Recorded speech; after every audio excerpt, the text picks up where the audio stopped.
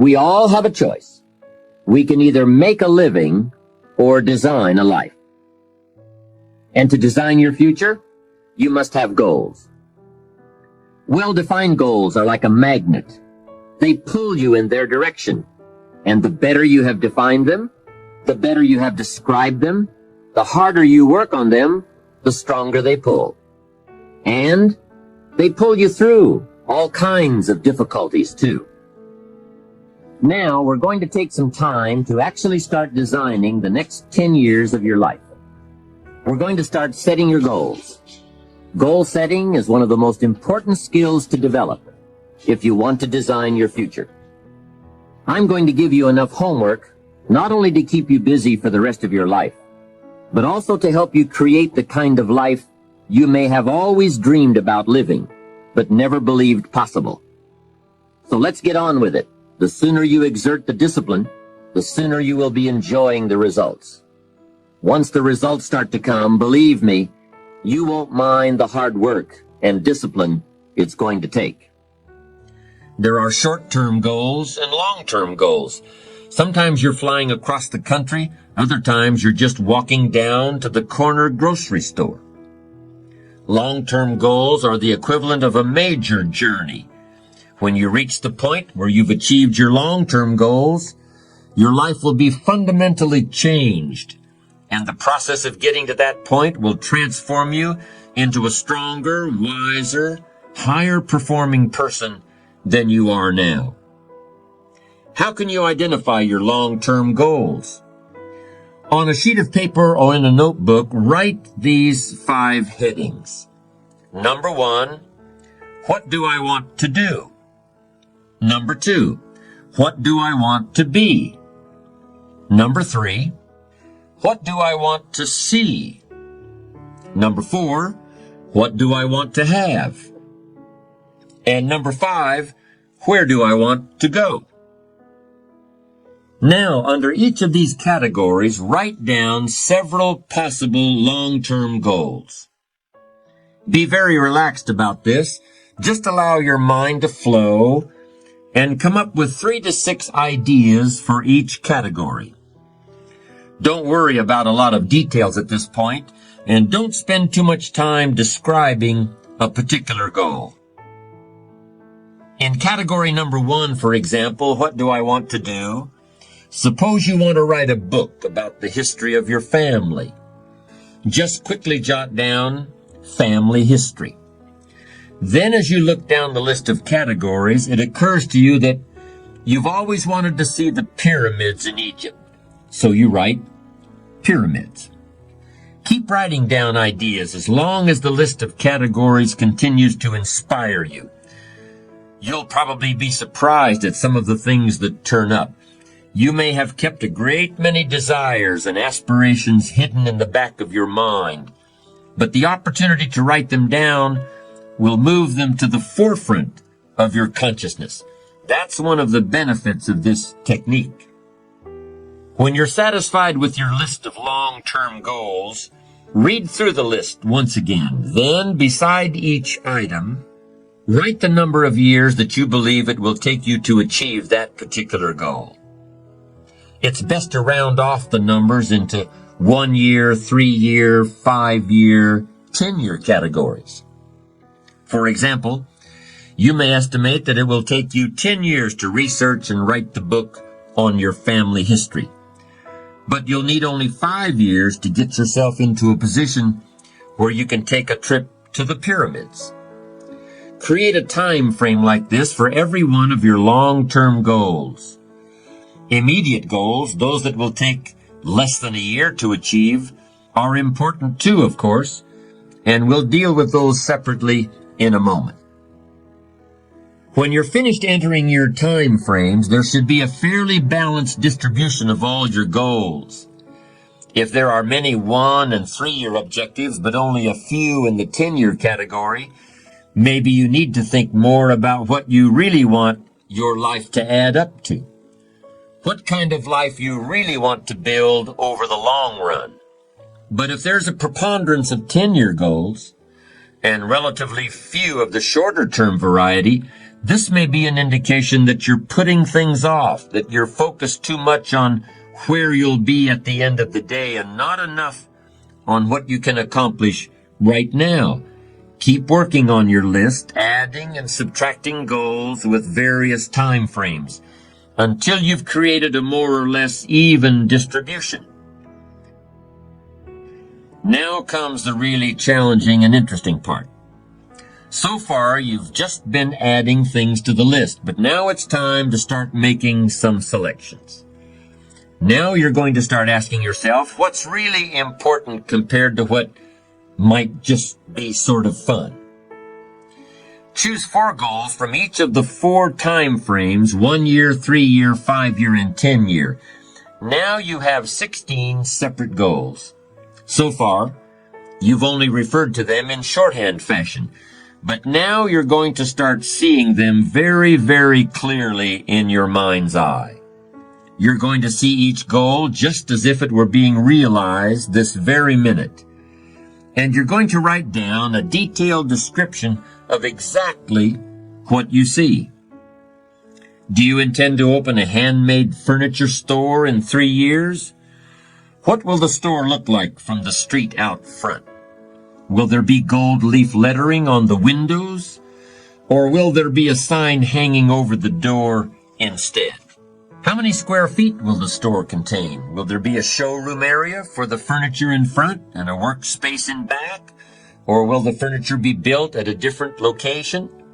Do you intend to have any employees, or will you run the business entirely by yourself? Think of all the questions that need to be answered in order to see your goal with absolute clarity. And then write the information down in a notebook or on a piece of paper. That will become one of your most important personal possessions. But that's not all. Any goal is a powerful motivator only if there's a powerful reason behind it. Why do you want to achieve your goals? Why do you want to own a handmade furniture store, or a private airplane, or a newspaper in a small town in Vermont?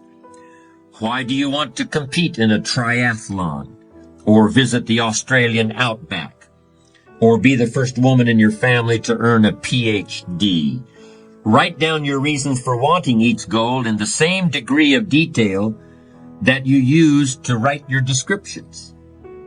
If you can't find a clear and convincing reason for each of your 16 goals, do some serious reevaluating. You may have more whims or pipe dreams than real goals, and now is the time to make that discovery. Keep working on your list until you have 16 clearly envisioned, strongly motivating, long-term goals. Review what you've written at times, and keep track of your progress toward these objectives.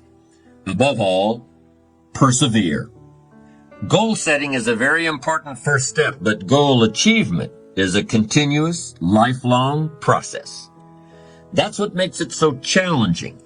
That's also why it's so extremely rewarding to finally attain your long-term goals. With regard to immediate goals, those that require anywhere from a day to a year to achieve, I recommend creating lots of objectives that can be accomplished in a month or less. Write them down. Read what you've written at frequent intervals. Keep track of your progress. And do something often that brings you closer to realizing these very short-term objectives. That way, you'll always have something to celebrate. These goals are not only important in their own right, they're also confidence builders and motivators toward a lifestyle based on perseverance and achievement. Another thing to check for on your list is that you have included goals for each of these 3 important categories. First, make sure you've listed your economic goals, your goals for income, profits, and productivity. Second, make certain your list includes material items you want, tangibles, such as a home, a car, a boat, furniture, or jewelry.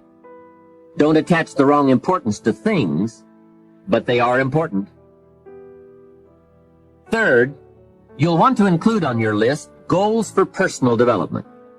Write down all your personal development goals.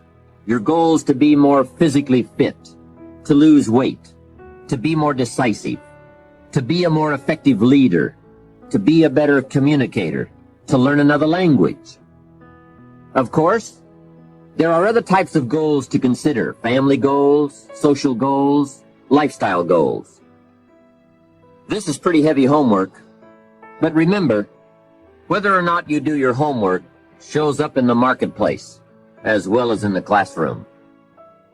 After you have determined which of your goals are 1 year, 3 year, 5 year, and 10 year, and after you've made certain your list includes economic goals, things, and personal development goals, I want you to go back to this list again.